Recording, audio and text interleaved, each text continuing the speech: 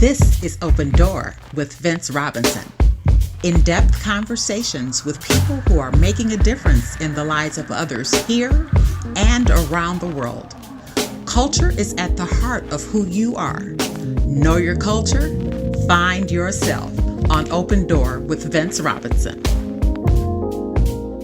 Grand Dawn and Great Rise in Cleveland, Ohio, and the rest of planet Earth. Welcome to another edition of Open Door with Vince Robinson. Today's show is dedicated to the youth movement. I have a young person on with me, and we're going to talk about things that relate to black men, black women, relationships, and something that she has done in the past called Certified Conversations. She's had some really interesting conversations, and I can't say that I was necessarily a part of one of them. I think I remember doing something at the African American Museum a few years back. She was with her partner, Sophie. Absolutely. She is Ciera Grant, a local burgeoning writer, poet, and community member. She's a contributing writer for Black Girl and CLE, and she's a community health worker in St. Luke's Footprint while auditing classes at Case Western Reserve University. Welcome to Open Door, Ciera Grant. How you doing, Ciera? I'm doing well, and thank you for having me. How are you doing? I'm doing well. I just finished a conversation with Dr. Umar Johnson that aired on another radio station, and it was quite interesting. One of the things that came up in our conversation was the need in our community to have a council of elders. Have elders that we respect and revere and allow them to help us work through some of the solutions to our problems. And when he brought that up, I also pointed out that we also need to break down some of the barriers that exist between our generations, because young folk, contrary to the way they used to be in my day, and when we said yes, ma'am, yes, sir, and showed respect to older people in the room, we don't have necessarily the extent of respect that we need to have in our families and when it comes to our elders. So, one of the reasons that I think it's important to have this conversation is just to respect the thoughts on the minds of younger folk, because they have their perspective based on their experience, just as we as elders have perspectives based on our experience. So I don't expect you to speak on behalf of all young people, but I do think in light of the fact that you're somebody that I know, and I know that you are capable of and indulge in critical thought and analysis about situations and things. And so I just wanted to provide a platform for your voice, if that's okay. No, absolutely, and I appreciate it very, very much. I'm happy to be a part of it, and I'm glad to have the go-between between different generations, because I think it's helping and fantastic. Yes. So we'll talk a little bit about a platform that I mentioned earlier, and that's called Certified Conversations. Talk to us about what Certified Conversations was all about.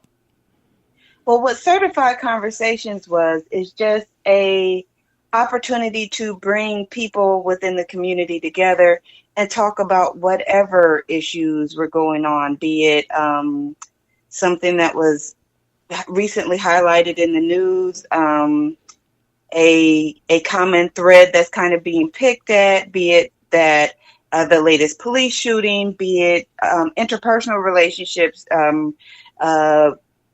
people in a romantic relationship with each other, or even parents to children, just anything, any kind of topic, anything that could benefit from maybe having someone whom you feel like, or a group of people who you feel like care about you and can understand your perspectives, but also provide insight as to what the other person is thinking, and kind of, just kind of mediate and bridge the communication gap so that we can actually communicate with each other and understand each other and create ideas and solutions that work for everyone. Mm-hmm. Yeah, solutions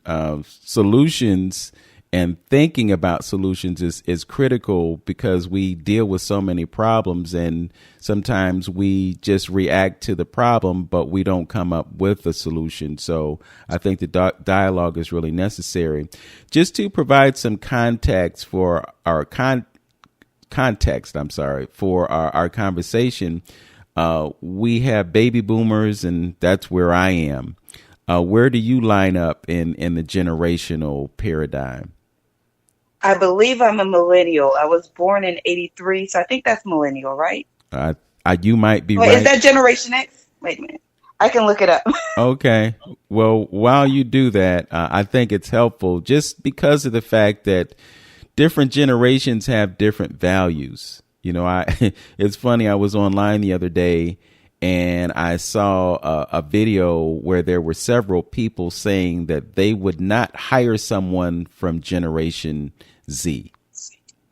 Really? Yeah. And the reason is that some of the younger generations have values that don't include loyalty. So, it's been a knock on baby boomers because baby boomers were loyal to a fault. And I'll use myself as an example. I was at an insurance company for 27 years.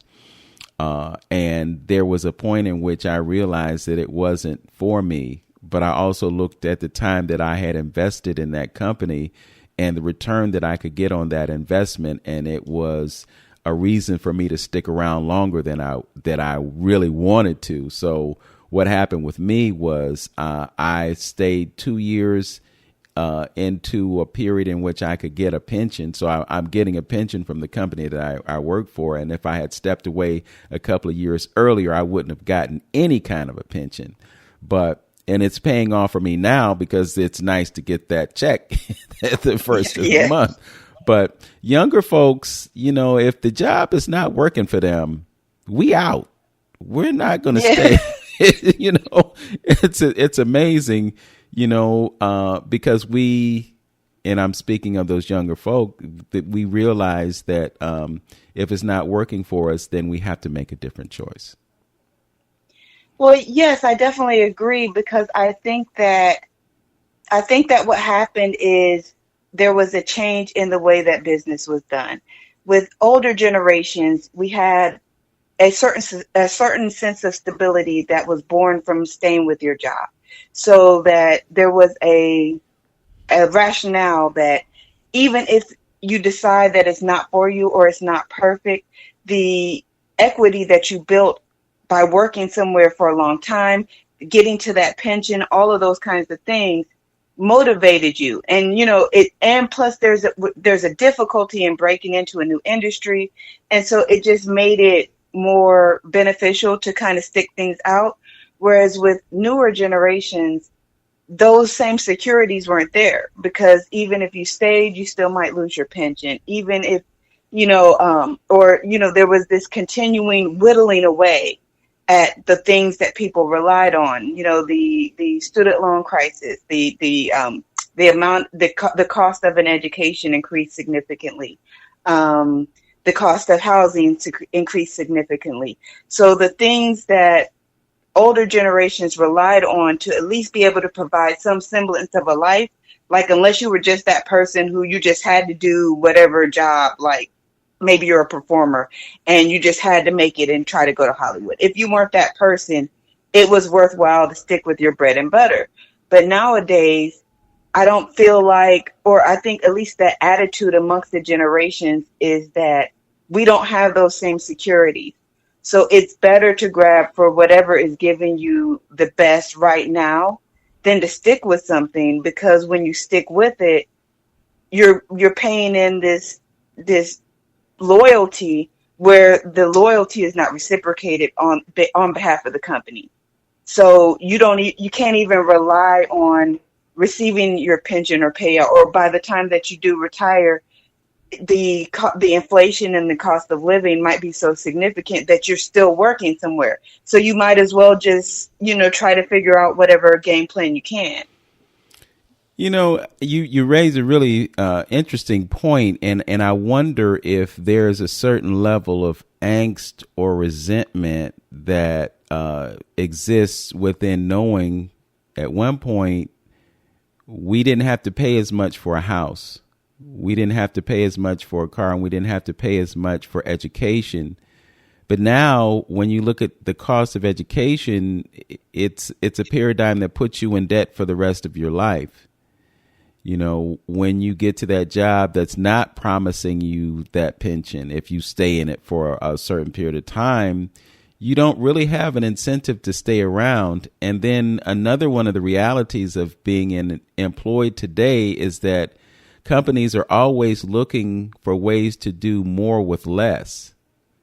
So that means that instead of you doing one person's job, you're doing three people's job, because they know that you can complete those tasks and you can serve the company, but they don't reward you with 3 times the pay.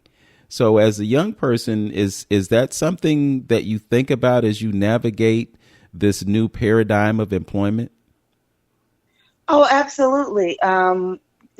Specifically because even as you work in different capacities and you gain experience, if you don't have a certain credential, or even if you have, let's say that you have education or some semblance of education, but you work for a company and they have the expectation that you fill multiple hats. They don't even give you credit for those hats that you wore if you wanted to leave. So it makes it's like a shrinking kind of a shrinking horizon of benefit for the employee, to where even if I were to learn and to say, okay, let me just do it as the experience so that maybe I can elevate myself later on, you don't have that opportunity because you can't really specifically say that you've done those tasks. So even though you're learning and you're developing the skills, you're not being given credit for the skills. So it just makes it very difficult to want to fit into the corporate structure when you know that all of the adaptation that you're doing on yourself to be able to fit, it's not rewarded, it's not paid forward, even if you were to leave. Like any point that you try to figure out how to make it beneficial to you, the companies are finding ways to try to eliminate that so that you're just stuck in place doing the work and not getting anything. And the other thing is just the idea of ownership. When you have companies where the employees have a stake in the ownership, then they're more likely to be productive members of that company. But if, on the other hand, they see the exploitation involved in their employment, then when it's 5 o'clock, I'm gone. You're not paying me to work at 5:02 or 5:04 or 5:05. But if you had an ownership stake in that company, you would be more willing to put more time and be more productive in the situation, because you know that there's a benefit that comes to you from having a stake in the ownership. These are things that they're not uncommon ideas, but they're ideas that aren't implemented just because of the greed that's involved in corporate ownership. There's a lot to learn about the paradigm of slavery in this country, and I have been long of the opinion that employment is just another form of slavery. I mean, when you think about it, they're telling you, well, you can only take 2 weeks off if you get vacations, and you have to be employed to a certain level to even have the privilege of having a vacation. And then when you look at the reality of needing to work 2 or 3 jobs in order to make ends meet, when do you have time to take a vacation? And the purpose of the vacation is to give you a chance to re-energize and relax so that you can come back to that company and be your best productive self, having had that opportunity to rest. So much to learn about America and the way things work, and we're going to talk more when we return. This is Open Door with Vince Robinson on 95.9 FM WOVU. My guest is writer, poet, and community member Ciera Grant. We'll be right back on this Burton Bell Carr Community Radio Station. This is DJ Chris Dowles, programs and music director here at WOVU 95.9 FM. Our Voices United, a Burton Bell Carr Community Radio Station. WOVU 95.9 FM sends a big thank you to the entire staff of the St. Luke's Foundation and President and CEO Timothy Tramble for awarding WOVU 95.9 FM $25,000 to purchase the WOVU 95.9 FM mobile vehicle. On behalf of our entire team, our Executive Director, Joy Johnson, and Executive Board, we said thank you, St. Luke's Foundation, for continuing addressing social determinants of health for our people in our neighborhoods and throughout Cuyahoga County. Thank you. This message is being brought to you by WOVU 95.9 FM, Our Voices United, a Burton Bell Carr community radio station. Hey, this is Gaidi Nkrumah. You're tuned in to the best radio station in Cleveland, WOVU 95.9 FM, Our Voices United. Welcome back to Open Door with Vince Robinson and my conversation with Ciera Grant, who is a writer and poet, two things that are very dear and near to me because I'm a writer and poet, but also a community member, and I've been privileged to be part of events that she's taken part in. One that comes to mind, Ciera, is something that happened at Larchmere Arts a few years back. It was probably pre-pandemic. It seems like such a long time ago, and at the same time, it seems like it was just yesterday. But I remember we were there, and it was a frank conversation between men and women, brothers and sisters, and there were more sisters than there were brothers. But you know, the brothers kind of represented, and it was really rewarding to hear the divergence of opinions that came from the sisters. And we were talking about the dynamics in relationships, the roles in relationships, the expectations that we have in relationships. And as we have this conversation, I'm just mindful of the extent to which we get input and information from social media.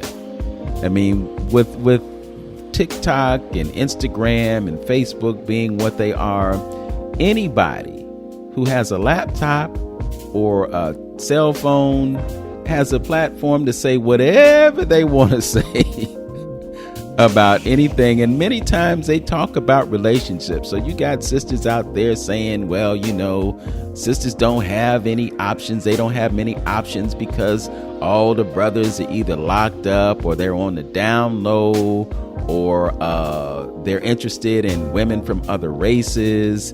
And then you have brothers like the so-called passport brothers who are expressing their discontent with sisters. So they're grabbing their passports, they're going to the Philippines and Thailand and Dominican Republic, and, you know, they're finding what they want in terms of love there. Just curious from your perspective, how do you see the landscape that involves the interaction between black men and black women playing out these days? I think that specifically when contemplating social media, I think that there is a lot of potential for profit and polarization. So I think it's easy to talk about, you know, one gender or the other or what they're doing, and you know, it's you know, getting that emotional stir is polarizing and profitable. I think that we could benefit a lot from talking more directly with one another and exploring the genuine experiences of each other, hearing and understanding each other's trauma and making attempts to heal from it. I think that sometimes I feel like as Black people, it's easy to kind of make us the reactionary group, to where maybe in other communities you don't see this pushing of buttons or triggers that you see within the Black community, because for one, well, I won't speak to the mindset of other groups. What I will say is that as Black people, sometimes we have been kind of conditioned to expect help to come through displaying our trauma. So when we're triggered or when our buttons are pushed, it can be simple to kind of fall into that. And because we're so used to having a certain kind of image based off of how we've been displayed in media or music or just whatever, it makes it easier for us to accept a traumatized or a less than favorable image, which can lead us into not being able to cooperate with each other and actually finding out where exactly the problem lies, and communicating so that we can come to some kind of congruence or solution. You know, I've been around for a few more years than you have, and I've observed some changes that have happened over the years. I'm just wondering, from your perspective, what have you seen change in the way that black men and black women, how they interact with each other? And I'll just say this: there's an expression called Netflix and chill. And so many sisters express their dismay that they don't have the same options that we had back in the day. Back in the day, they had this thing called courting. So courting is how you would spell it, courting. But if a young man showed an interest in a young lady, there was a courtship period. And in the courtship period, you would do things like go out on dates. You know, so you might go to dinner, or you might go to a movie or something like that, or you might go to a play or a concert or whatever. But the purpose of this was to provide an opportunity to get to know the person, and also to provide an opportunity for the parents to meet this person and interact with them, and, you know, form an opinion about whether or not this person was suitable for them. But now, you know, the so-called romance has kind of gone out of the picture for many. And sisters, you know, they're kind of lamenting the fact that this paradigm, in many cases, not all, but in many cases, doesn't exist. But then on the other end of the spectrum, you might have someone who is willing to deal with the courtship paradigm, but they deal with conditions. So someone would say, well, you know, you can't take me to the Cheesecake Factory or Red Lobster or, you know, Chuck E. Cheese or whatever. You can't take me to Starbucks for, you know, a mocha latte, frappuccino, bloody. You know, you got to take me to a 5-star restaurant. And the brother saying, look, I don't know you well enough to make that type of an investment in you. What sense does it make for me to spend $200 on a dinner, and then for you to decide I'm not the one for you, and then I just made an unnecessary investment? What are your thoughts about that paradigm? I think that right now we have a lot of people who don't know how to properly assess value or what value means, because as a people, we've been devalued for so long that there's an attempt to reestablish that esteem or reestablish or assert our value. So we're listening to anecdotal messages. We're listening to music and hip hop. So, you know, on the one hand, you have brothers hearing that, you know, she needs to do X, Y, and Z by X, Y, and Z. If not, she's trying to play you and take advantage of you. And some of that is a remnant of pimp culture and, you know, blaxploitation films. You know, and then on the other hand, you have women who are saying, like you said, you know, I can't be taken to the Cheesecake Factory, or coffee isn't a good date, or if you didn't spend X amount of money, then you're not showing me that you're worth my time.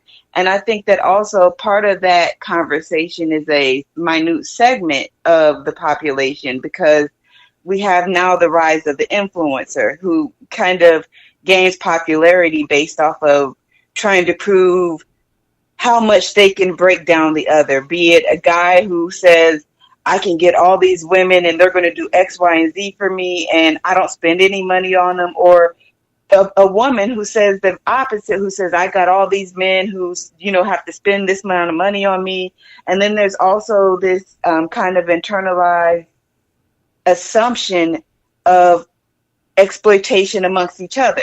So it's like, well, if he's going to, you know, he's going to expect this from me, so I need to make sure I get this. she's going to expect this from me, so I need to make sure she's doing that. And it's like we've kind of gotten to this point where instead of looking at each other as partners and looking at courting as this is my opportunity to get to know someone. So for one, I should be choosing someone who I'm genuinely interested in, who I want to spend time with, who I think is interesting, not because of what they have or some materialism, but because I like this person. I think they're cool.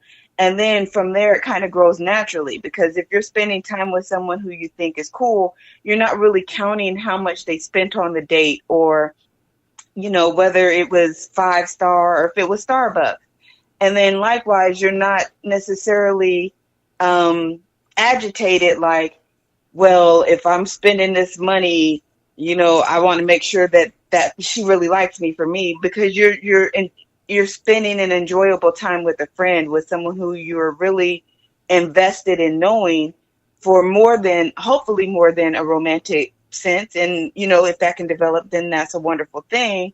But when you have interactions based off of what looks good, or based off of materialism, or based off of repairing your self-esteem by being seen with a certain type of person, or a certain kind of, being seen at a certain place, or being shown to have, I'm at this restaurant that everyone's trying to get into.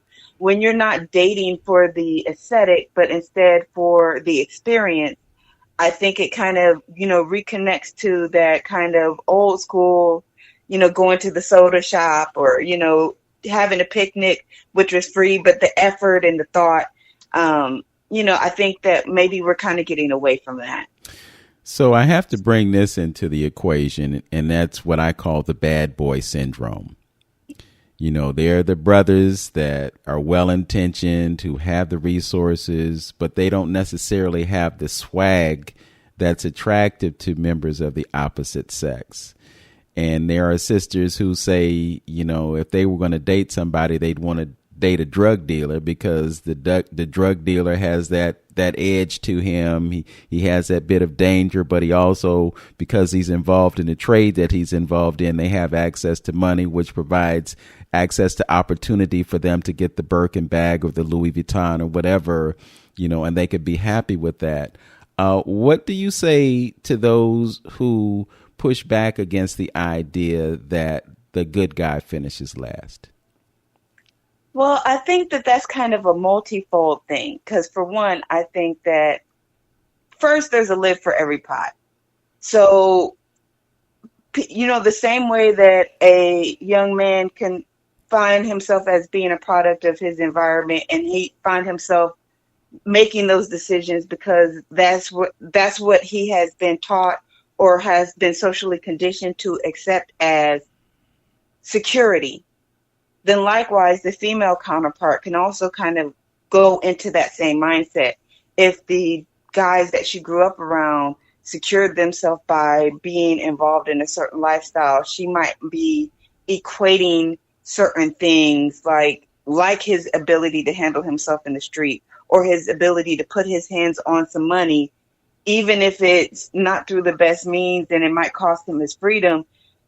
If that's all you've known as being the source of someone doing for their community, you might get that message misconstrued. Okay. That being said, with the whole nice guy thing, again, there's a lid for every pot, but I think that sometimes when guys call themselves nice guys, they don't always understand that there might be aspects of themselves that they haven't looked at. And that goes for women too. That, a person might have aspects of themselves that they haven't looked at, and it might not necessarily just be that you're too nice, but you don't have the right clothes. It might be there's things that you're doing that have an impact, and that's just kind of the tip of the iceberg. Okay, I want you to hold that point, because I got an example that I want to get to when we return. This is Open Door with Vince Robinson on 95.9 FM WOVU. My conversation is with writer, poet, and community member Ciera Grant. We'll be right back after this.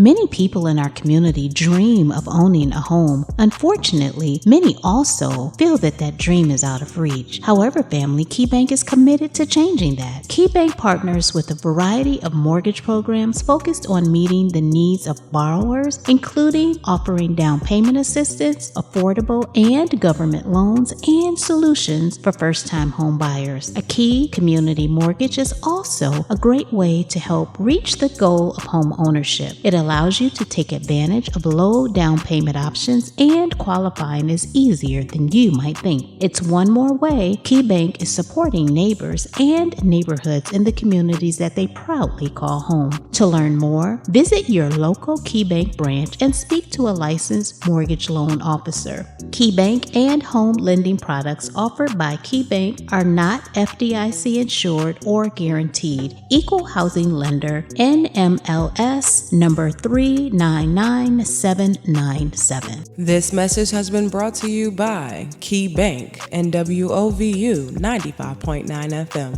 Our Voices United, Burton Bell Carr Community Radio.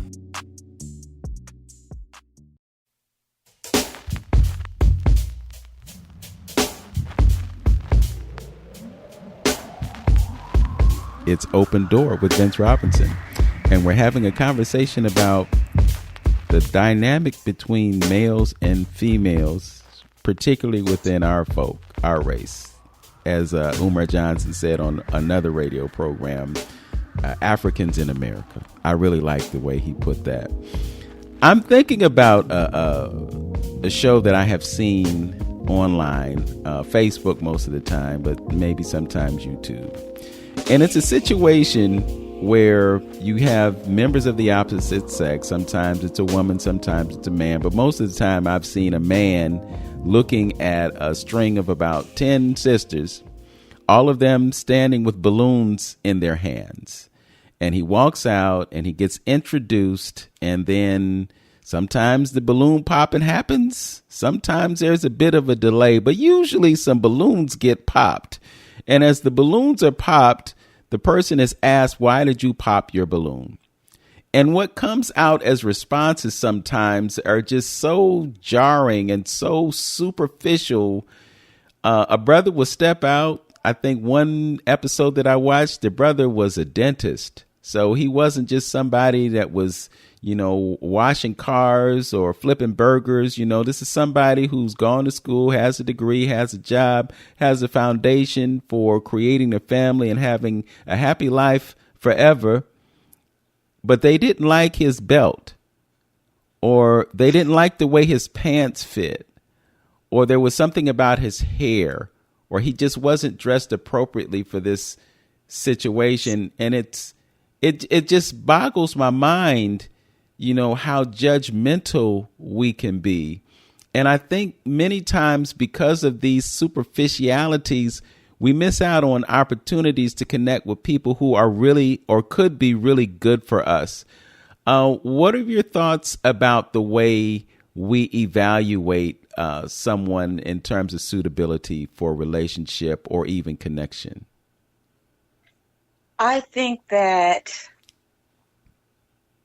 I can't speak for the older generations, right? But what I see is there is a lot of superficiality, and I think is born from an attempt to repair self-esteem. I think that Black people, I think that there was a certain pride that came from establishing community, and when I say in the past, I'm not talking like the distant past, but, just previous generations, like maybe the 60s and 70s, where even though there was segregation, Black people had a sense of self and purpose in building communities, a sense of pride, capacity to do certain things for themselves. And as we kind of got separated from that, people were looking for ways to establish their self-esteem. So we're looking for what makes someone suitable or what makes someone acceptable. And sometimes it's based off of appearance, based off of having what is a mainstream acceptable appearance. And even if you don't have it phenotypically based off your own genes, if you can buy it, if you can wear the right clothes, if you can, and I think that also Black people really kind of held on to that as our communities were being taken away from us. We held on to the things that we felt like we could control, which was we have swag, we have style. So then instead of manhood or womanhood being how you conducted yourself, the pride you took in the way that you present yourself, it became my ability to know how to present myself in a way that other people can't. I can be cool. I can be fly. I can come up with a hairstyle no one has thought of. I can create something innovation. Like I think that we lean towards innovation because it was something that couldn't be taken from us. And so because of that, it became, anytime you swing a pendulum, it can swing too far. So when you get to the point where all you're relying on is innovation, then you start to have conversations like, well, if you can't figure out how to put yourself together in a way that looks cool, if you don't have swag, if she isn't, if she doesn't know how to slay her hair to where, she's the Instagram baddie, to where she's accentuating the Coke bottle and, all of that. If she's not doing those things, I don't care that she's a teacher and she has a kind heart. I want the girl who's dressed a certain way, who can present herself a certain way, who, I want a Megan Thee Stallion. I don't want to,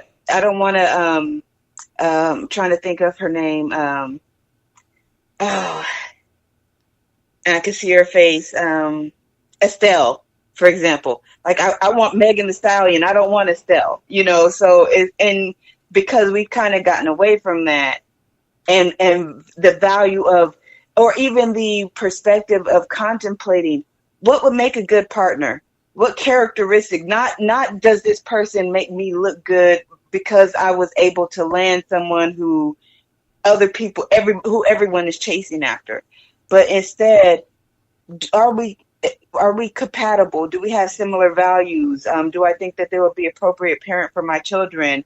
Do I trust this person? Are we financially responsible? Like all of these things that we used to consider that gave us solid foundations in our communities back in the past, in like the 60s and 70s. We've gotten away from that. And so now we're kind of looking for, okay, well, at least, if I'm going to get taken advantage of, if I'm going to get played, at least I could say that my baby mama or my baby daddy was bad, or that he had money, or that he was that dude, or she was that girl, and so we're it's all fluff, no filling. Mm-hmm. Something else I've kind of taken note of, and again, we get inundated from information that comes through us through social media, but just looking back at the way we used to present ourselves, there was a time when you might have only had 2 or 3 suits, but you wore those 2 or 3 suits, as a brother. You had your favorite hat. You had a decent pair of leather shoes, not sneakers or tennis shoes or athletic shoes, J's or whatever. And sisters presented themselves a certain kind of way. And for the most part, they were covered up. I mean, we've come a long way from the way we used to dress in the 40s and the 50s and the 60s to now, where sometimes people step out and they practically butt naked with the way they present themselves. And I think, again, coming back to this idea of presentation, we've had this controversy over brothers sagging. I'm not seeing it as much as I used to. Maybe I don't get out enough. But, that whole sag thing was a thing, But then on the other hand, you have sisters that present themselves a certain kind of way. And then you got all this twerking that's going on. And there's something else that people may not know that they need to know, that there are actually physical and spiritual implications involved in twerking. This is not something that Africans, that we just started doing lately. You know, I saw a video a couple weeks ago that explained the functionality of twerking, that there is actually a physical benefit to a woman who does that. But the sisters who are on stages twerking, they're not doing it because there is a spiritual or physical implication involved in it. They're doing it because it gives certain attention to them. And it's a hypersexualized type thing that happens. And then you got folks like, it wasn't Taylor Swift, or maybe it was, but it was somebody, one of those, because I don't keep up with popular culture, but it was Miley Cyrus. And I think she was on some type of award show, and there was the Blue-Eyed Soul Brother that was on stage with her, and she was twerking. She ain't had nothing to twerk. but I'm just saying that to say that, you know, we deal with each other, and we talked about this earlier, in this superficial way, you know, but on the other hand, when we look at the basis for relationship, at least historically, it has been for a man and a woman to come together to create a family. So when a man chooses a woman, you know, yeah, he might be choosing her because she's attractive and so forth and so on. But if he wants to have a fruitful situation in terms of a family, he's going to choose somebody that has similar values, that has things that they can do to enhance the family situation. Like, not that it's necessary that men do all the you know, provision and the woman does all the cooking, because, you know, and we talked about this in that session, by the way, about the difference in the roles. But I guess I'm coming back to this idea of feminine energy and masculine energy. And I think one of the reasons that there's a disconnect between the two is because sometimes a man does not want to deal with a woman who has masculine energy. It's not a matter of that man being intimidated by her, but it is a matter of him wanting something that complements his masculine energy, you know, with her feminine energy. I want to get your take on that. We have just a couple minutes before we go to the break, but I definitely wanted to throw this at you to see, you know, what your response is to the blurring of the lines between the sexes and the importance of the masculine and the feminine. Well, to touch on it briefly, I think that we're kind of at a point where we're seeing a second wave of the women's liberation movement, which is specifically more so for the Black women. So again, anytime the pendulum swings, it kind of swings. I think it'll come into better balance, but I think that what it is that for a long time, Black women haven't had the agency to present themselves in certain ways, specifically because of all that we've been through historically. So and then even when the women's liberation movement happened, it was not focused on the things that concern Black women. So there's kind of been this need to rebalance and recalibrate, because while there is definitely a need for feminine energy and a need for respect for men, there's also a deprogramming of what feminine and masculine is, because some of that we have taken from indoctrination from our current Western culture. And so I think that now there's kind of this rising of Black feminine power, and we're trying to, you know, kind of push back on what it is that a woman is, because some of what our men in this country are taking as our femininity are also just kind of things that are based on that Western structure. Okay. Hold that thought. We're going to get back. This show is just flying. Sister is flying. So that must mean that we're talking about something important, and we're going to get back to that conversation when we return. This is Open Door with Vince Robinson on 95.9 FM WOVU, Bert Belcar Community Radio. Back in a few. This is DJ Chris Dowes, Programs and Music Director here at WOVU 95.9 FM, Our Voices United, a Burton Bell Carr community radio station. WOVU 95.9 FM sends a big thank you to the entire staff of the St. Luke's Foundation and President and CEO Timothy Tramble for awarding WOVU 95.9 FM $25,000 to purchase the WOVU 95.9 FM mobile vehicle. On behalf of our entire team, our Executive Director, Joy Johnson, and Executive Board, we said thank you, St. Luke's Foundation, for continuing addressing social determinants of health for our people in our neighborhoods and throughout Cuyahoga County. Thank you. This message is being brought to you by WOVU 95.9 FM, Our Voices United, a Burton Bell Carr community radio station. Hi, this is Tammy Payton, the CEO and founder of Pillars to Success Incorporated. You are listening to 95.9 FM WOVU, Our Voices United, Burton Bell Carr Community Radio.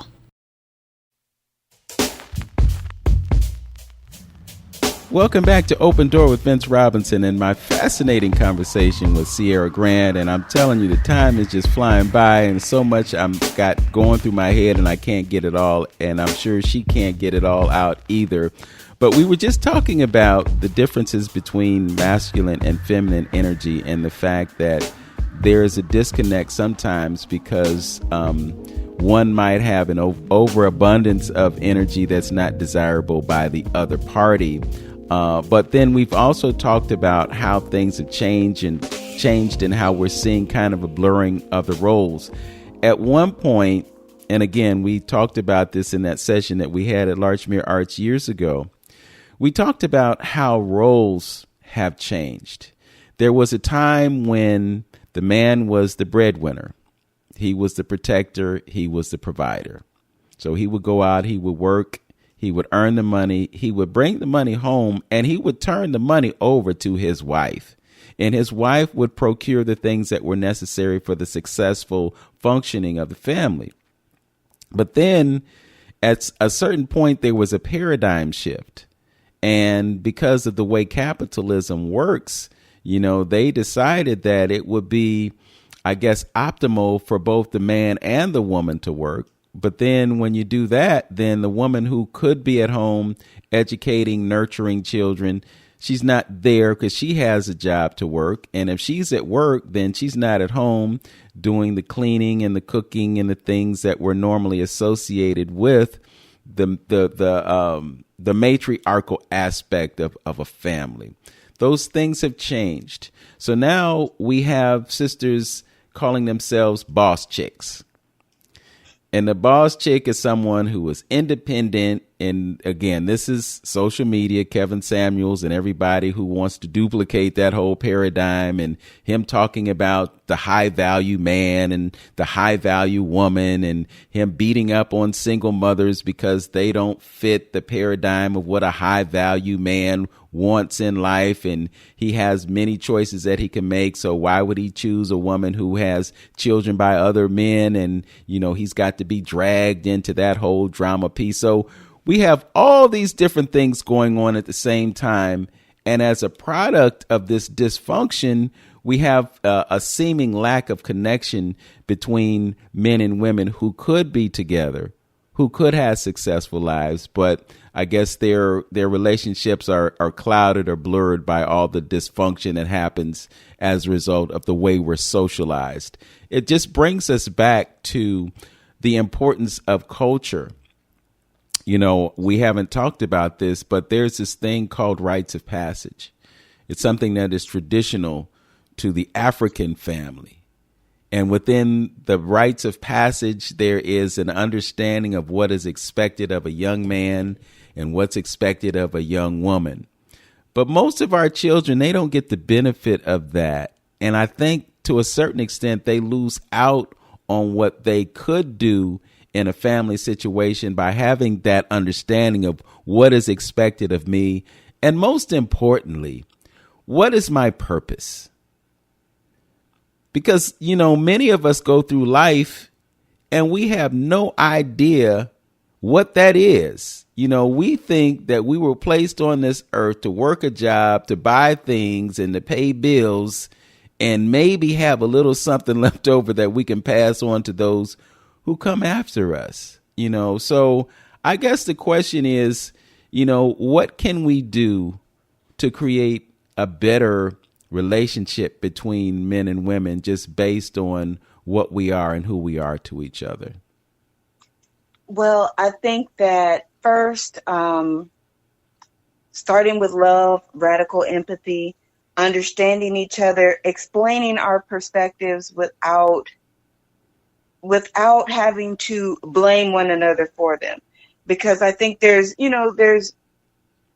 areas that can be improved, areas that can be clarified, etc. on either side. So it's beneficial to be able to kind of deconstruct that. I think that that's one of the things that we have long been missing, especially, even throughout slavery. If for those who were able to stay within a sense of community, having that community there to provide guidance, to provide knowledge of self, even when someone else is telling you or forcing you to be something other than what you are, having those who recognize you I don't want to speak on generations I didn't live in, but then there were certain things that were done within the Black community that were done to destabilize. And after that, there was a disconnect between the generations. So you have all of these kids who don't have anyone really giving them guidance. The only people who are telling them anything about themselves or anything that they could be are those who want to purpose them for their own gains. So you naturally start to develop an identity of wanting to fit into whatever mold, be it the workplace or whatever, because that's your means of security, that's your sense of identity. And so, having that rites of passage, having those elders who can say, you're really good at this, or you should develop that. Even if you have a day job of whatever, never lose sight of this, or this is the type of spouse that works for you, or this is the type of communication style, or, just having those kinds of examples is really beneficial. But because we have the disconnect between the generations, as well as the distrust, as well as latent anger from, people who didn't have parents in the household and never had the opportunity to really address the fact that they were upset over it,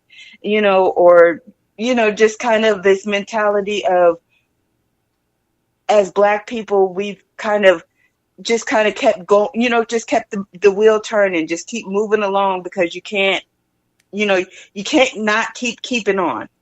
And because of that, once you get to a certain point and you've been keeping on for a certain amount of time without certain provisions in place, it gives a sense of resentment. And so that's something that maybe can be addressed, because there's wisdom in the prior generation. And as people age, it's not feasible for them to do everything themselves forever. But then at the same time, if the new generation is not necessarily aware or trained or skilled to be able to step in, then it's, you've got elders who feel like they're, not receiving the help. You got the new generation feeling like they don't know what direction to go in. Nobody trusts anybody. The relationships are not becoming cohesive because everybody's kind of tearing at each other, instead of just having that sit down moment. Like, okay, everybody sit down, figure out who needs to do what. This is where you're wrong. This is where you're wrong. Okay. And, and this is where you're right. And this is how it can work, Yes. Well, again, coming back to the whole idea of culture, there was strategic planning involved. So, when you think about this whole idea of arranged marriage, it wasn't just about a man and a woman coming together. It was about how will the benefit be passed on to the families. So it wasn't about that romantic notion, oh, I love you, I'm going to marry you and be with you for the rest. It was, no, this person is a good candidate for you because that family has resources that will benefit our family. So when you came to that person and you said, well, the families got together and they said these two people are good for each other because of these situations. And over a period of time, these two people who were brought together by their families learned to love each other. So it wasn't just about the romantic notion of, oh, you cute. I think we could have great sex for a certain period of time. It was really more about creating a foundation that was the basis for our civilization, and that's the family. But now people get together, they act irresponsibly. They bring children into the world that weren't really meant to be brought into the world. I don't want to call them mistakes, but and then some, not all brothers, and I definitely don't want to put it out there that black men are irresponsible fathers, because that is that's something that needs to be pushed back, because there are many brothers who are involved in the lives of their children, whether they're with the mother or not. But again, if you look at tradition and you look at culture, you had the basis for the success of families just based on it being more than just a romantic notion. When you look at the divorce rate, it's like 50, 60, 70% of marriages end in divorce. And it's quoted in some statistics that 80% of the time, it's the woman's choice to discontinue the relationship.